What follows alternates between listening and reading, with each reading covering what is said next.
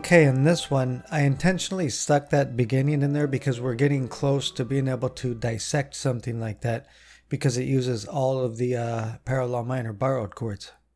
And I actually created that for a different video series, the film score series, and why you should learn counterpoint techniques, because it actually livens things up. I stuck a video in here just playing the backing of that. And we're using all the same kind of borrowed techniques that we've started in this series, in this sequence. But at the same time, I suggest go and watching the video. This is a good reason to learn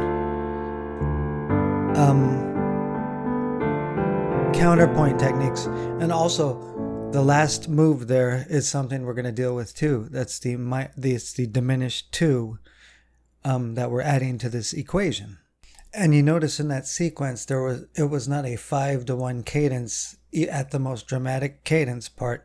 It was actually a diminished 2-to-1 cadence.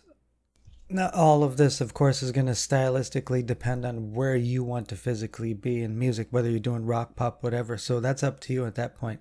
So I have a little bit of curve to the keyboard now because I have one of the, trying to fit more of the screen in here. So, and if you haven't seen the previous videos, we did work up to a point where we started to use, where we dealt with all the chords that we're going to deal with here. In the beginning sequence, this was the ending phrase, and you notice there's not a single 5 chord to that dramatic end. It's that diminished 2-to-1. So now we have the Lydian 2, we have the minor 2, and the Lydian 2 could be anything from Lydian to Lydian dominant. They will work. The minor 2 could be major, could be Mixolydian, could be melodic minor. It belongs in all 3 of those scales. So you'll start seeing these things.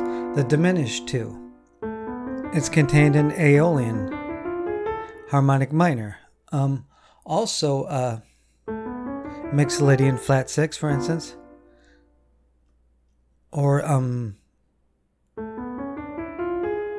a harmonic major. I'm just sitting here thinking. So knowing these scales also is very helpful.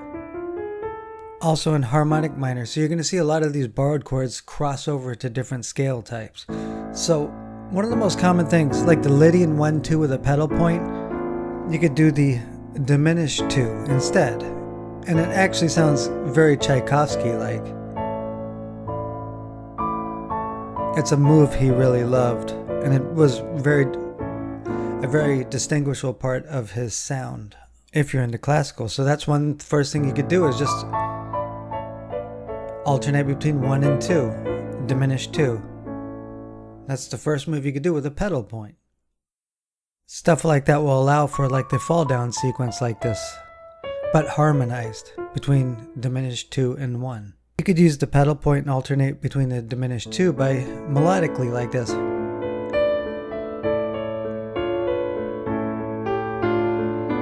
So presenting some kind of melodic theme with just those 2 chords and a pedal point. So let's do this. Let's take the 1 with a pedal point, the Lydian 2 with a pedal point, convert that to the diminished 2 back to the 1. That's it. And you could do a little phrase like such. You've heard stuff like that before. Actually, let's find some way to answer that with borrowing. When we get back to the 1, we'll go to the 5, we'll convert that to a diminished 3, convert that to the diminished 2. The diminished 3 I actually didn't write down here. I didn't think we were going to deal with it, but I just did. Diminished 3, which would be in Mixolydian, resolved to the D. Diminished 2, 1. Okay, so the diminished 3 actually comes from Mixolydian, okay? That would be the 3rd chord of Mixolydian. But doing it in inversion like that, which will give us, if done right, will give us a sense of chromaticism. So if we take this beginning thing, we did Lydian 1, 2, diminished 2, 1, 5, diminished 3, 4, diminished 2, 1. But done right in proper inversion, it would actually sound very nice.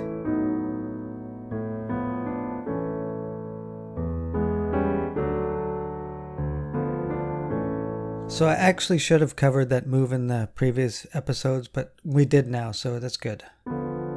So like in that example, start using the diminished chord in various inversions and resolving. One of the most common resolutions to a diminished 2 chord is to a 5 chord, like such. Because if you do in minor, 1, 4, 7, 3, 6, 2, 5, 1, well, 2, 5, 1. It's another 2, 5 move. So let's make up a sequence. We have a 1, a flat 7, a flat 6, a 2, 5, 1. These are borrowed chords we've gone over in previous episodes, so making it slightly musical. Okay, we'll just leave it at that. Doing something like this, like a 1, a regular 6, a diminished 2, a 1, a diminished 2, a 5, a 1. And I'll show you, you can make this interesting chromatically by doing it like this.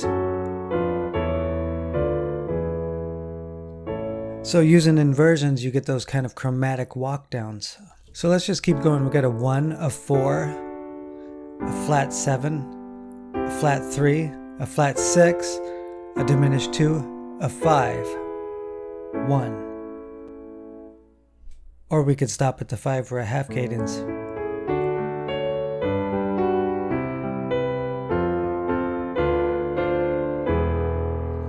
You notice that diminished 2 in first inversion to the 5 chord actually produces a dramatic cadence. That would sound nice down low.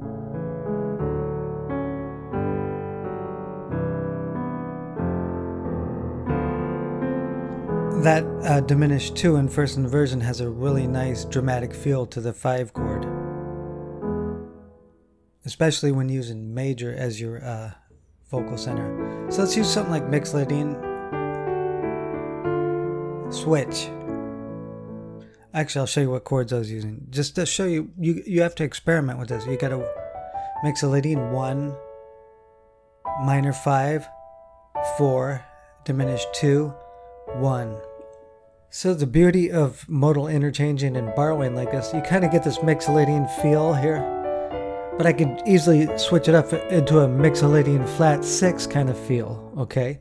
So that's the beauty of learning these chords. You're not limited to either feel, you can intermix them.